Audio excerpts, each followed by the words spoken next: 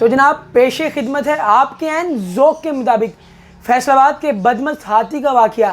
ہماری اخلاقیات، روایات، انسانیت یہ پڑی ہے. جائیے اس کا جنازہ اٹھائیے اور کسی دور ندی نالے میں بہا دیجئے. السلام علیکم ناظرین، میں ہوں احمد نبیل نیل اور آپ کو دا نیل ٹاکس میں خوش آمدید. امید کرتا ہوں کہ آپ لوگ خیر و عافیت سے ہوں گے، خوش باش ہوں گے، کیونکہ میں نہ تو اس واقعے کے بعد خوش ہوں اور نہ ہی خیریت سے ہوں. جناب آج کا ہمارا موضوع کوئی روایتی سیاست پر مبنی نہیں ہے، بلکہ ایک بے شرمی کے بد اخلاقی کی داستان ہے جو ہم نے آپ کو سنانی ہے. ناظرین میں بات کر رہا ہوں سانحہ فیصل آباد کا. اس پہ پہلے میں تفصیلی ویڈیو بنا چکا ہوں، اگر آپ دیکھنا چاہیں تو ڈسکرپشن میں لنک دے دوں گا، آپ جا کر دیکھ سکتے ہیں. اور اگر آپ نے میری نہیں بھی دیکھی تو آپ کی نظروں سے یہ ویڈیو ضرور گزری ہوگی اور اس کو دیکھنے کے بعد یقیناً آپ کو غصہ ضرور آیا ہوگا.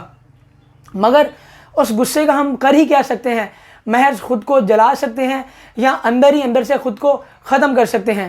میں تو حیران ہوں کہ جب میں سوچتا ہوں کہ اب ہم بد اخلاقی کی اور ظلم کی ساری انتہا کو پا گئے ہیں اور اس کے بعد اب کوئی مزید اس طرح کا حادثہ نہیں پیش آئے گا، تبھی دوبارہ کوئی ایسا سانحہ سامنے آتا ہے اور ایسے ہی کسی حیوان کی اور کسی جانور کا جنم ہوتا ہے اور وہ کھل کر ہمارے سامنے آ جاتا ہے اور وہ کسی بدمست ہاتھی کی طرح اپنے پیروں تلے سب کو روند دیتا ہے اور کسی بھیڑیے اور آدم خور کی طرح آپ کے گوشت کو نوچ نوچ کے کھا جاتا ہے. اور اگر آپ یہ خوبی اور یہ کوالٹی سیکھنا چاہتے ہیں کہ کسی کو کیسے نوچا جاتا ہے، کسی کو کیسے سرعام رسوا کیا جاتا ہے، تو جناب میں آپ کو کہوں گا آپ جائیے فیصل آباد شیخ دانش علی صاحب کے گھر جائیے، وہ آپ کو اچھے سے یہ چیز سکھا سکتے ہیں. شاید آپ کو معلوم نہیں مگر ایک عورت کے نزدیک سب سے قیمتی اور اہم چیز جو ہوتی ہے وہ اس کی عزت ہوتی ہے.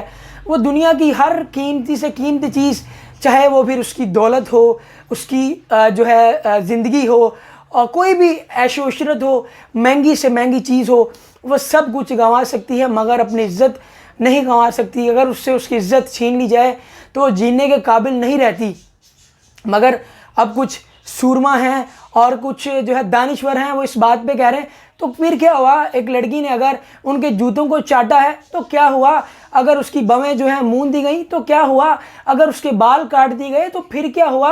اگر اس کو جسمانی تشدد کا نشانہ بنایا گیا تو پھر کیا ہوا؟ اگر پورے پاکستان نے اس کو ویڈیو دیکھ لی تو آخر ہوا کیا؟ ناظرین میں تو حیران ہوں، پریشان ہوں کہ قانون ہونے کے باوجود بھی کہ ایک جرم ہوا ہے، اس کا ملزم بھی ہے، مقتول بھی ہے، پھر بھی محض اس لیے کہ جو ملزم ہے بڑا امیر ہے، بڑا پاورفل ہے، بڑے لوگوں سے اس کے تعلقات ہیں، اس کو چھوڑ دیا جاتا ہے اور قانون دور کھڑا ہو کے تمسکریاں مچاتا ہے، تالیاں بجاتا ہے اور ہنستا ہے اور مذاق اڑاتا ہے ان کی بے بسی کا.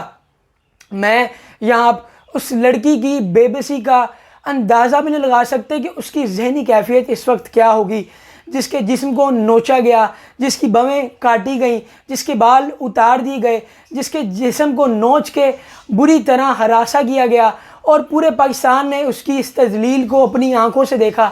کیا حیثیت ہوگی اس کی؟ کیا اس کی اس وقت ذہنی حالت ہوگی؟ کیا وہ کسی سے آنکھیں ملانے کے قابل رہی ہوگی؟ کسی کے سامنا کرنے کے قابل رہی ہوگی؟ نہیں.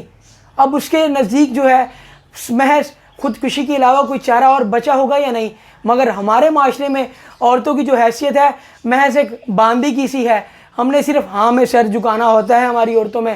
اگر وہ نہ میں سر جھکاتی ہیں تو ان کے سروں کو اتار دیا جاتا ہے یا زبردستی پکڑ کے ان کے سروں کو ہاں میں ہلایا جاتا ہے، اور تب تک ہلایا جاتا ہے جب تک اس پتلے سے سر اتر کے نیچے نہیں گر جاتا.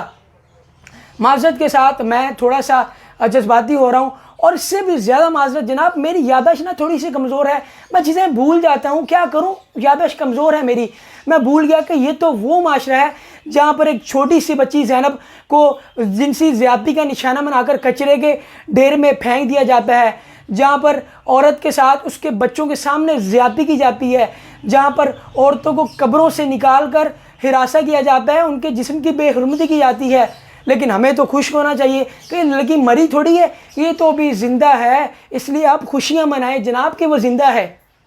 ناظرین اس سارے واقعے کے بعد، اس کو دیکھنے کے بعد اس لڑکی کو تو نہیں مگر مجھے انتظار ہے اور میری نظریں ٹکی ہوئی ہیں عدلیہ پہ، पुलिस पे और कानून नाफिज करने वाले इदारों के, बल्कि नहीं, सबसे ज़्यादा मुझे तलाश है इंसाफ की, जो सदियों पहले कहीं खो गया था, गुमनाम हो गया था। अगर आपको कहीं मिले तो उसको बालों से पकड़िएगा, उसको बालों से घसीटिएगा, उसको 2 थप्पड़ लगाइएगा और अपने जूते चटवाइएगा और उसको पूछिएगा और कहिएगा, कहाँ थे मियाँ, एक पढ़ी लिखी डॉक्टर तुम्हें कब से ढूंढ रही है।